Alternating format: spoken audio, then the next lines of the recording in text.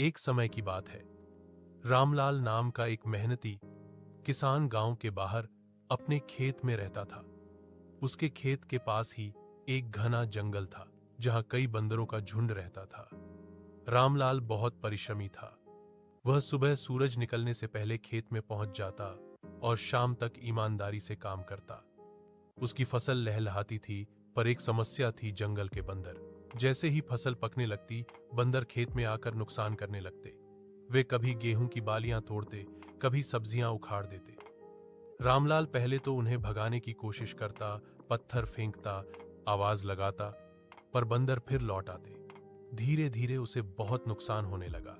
एक दिन रामलाल बहुत दुखी होकर बोला, मैं मेहनत करता हूं और ये बंदर सब नष्ट कर देते हैं। अब क्या करूं? उसी दिन उसने देखा कि एक छोटा सा बंदर बाकी बंदरों से अलग बैठा था। उसकी आंखों में शरारत कम और समझ ज्यादा थी। रामलाल को दया आ गई।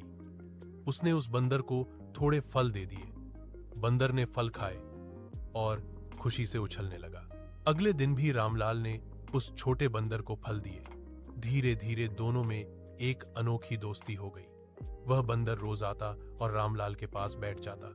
एक दिन रामलाल ने उससे मजाक में कहा, काश तुम अपने साथियों को मेरे खेत से दूर रख पाते। आश्चर्य की बात यह थी कि अगले ही दिन वह छोटा बंदर अपने पूरे झुंड को लेकर खेत के पास आया, पर इस बार फसल को नुकसान नहीं पहुंचाया।